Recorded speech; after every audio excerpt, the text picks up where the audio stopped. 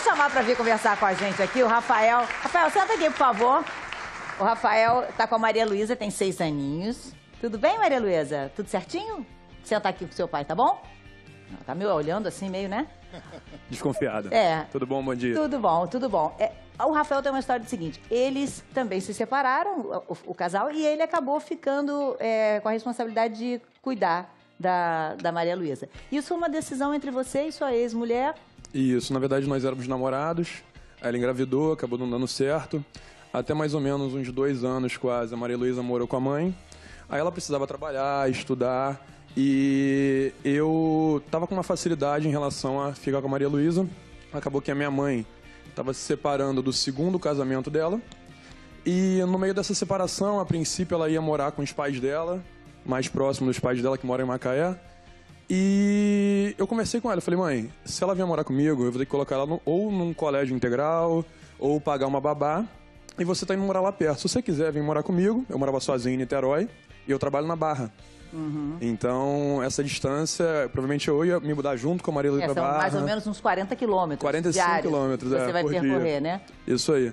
Aí ela falou, não, então eu vou morar com você, eu te ajudo a cuidar da Maria Luísa, e pra mim foi o melhor dos mundos. A educação que eu tive, ter isso de espelho pra Maria Luísa, eu acho que é impagável, assim. E tá, apesar de às vezes chegar muito tarde, sair muito cedo, dela tá de manhã comigo, tem dias que eu trabalho fora do Rio, então eu consigo acordar um pouco mais tarde, então acordo ela junto comigo, fico um pouco com ela, exatamente para tentar pegar esses pequenos momentos que a gente tem do dia a dia, que muitas vezes os pais que trabalham muito, viajam, no caso do Sidney é um pouco mais difícil de você manter. Hoje eu vejo que faz muita diferença ver essa evolução dela. Sabe o que eu acho também legal, Leandro? Aí é na questão da osmose, mas ela está aprendendo pela prática, por exemplo, que homem cuida de filho.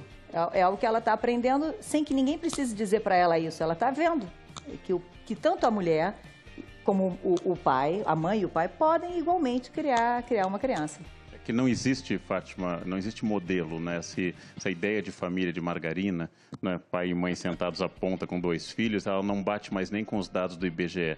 Nós temos casais homoafetivos, nós temos pais sozinhos, temos mães sozinhas, pais e mães de vários casamentos. O que torna uma família viável é o amor.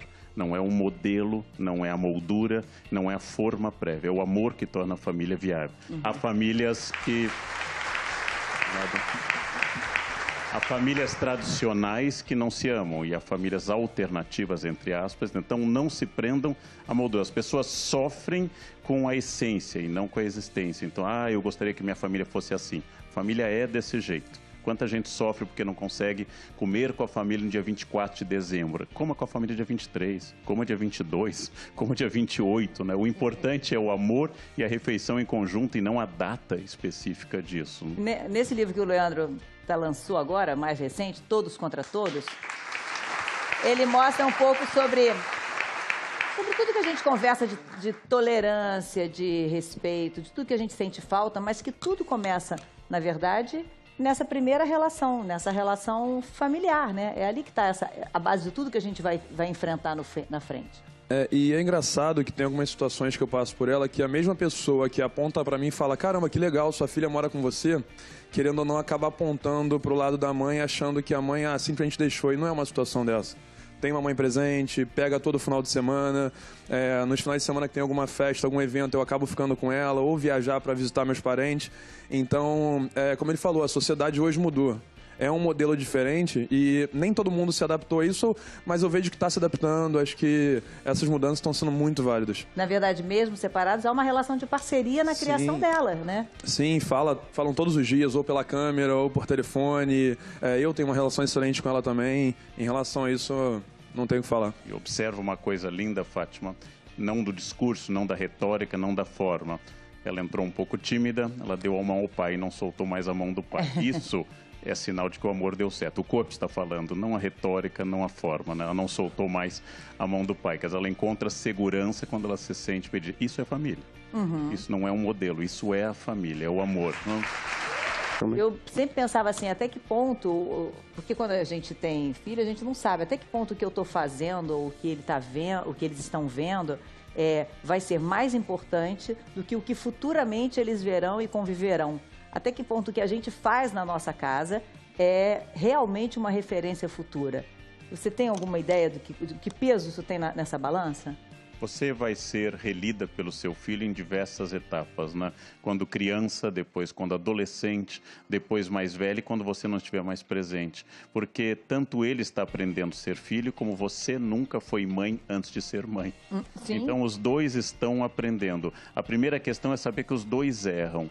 Os dois têm direito a errar.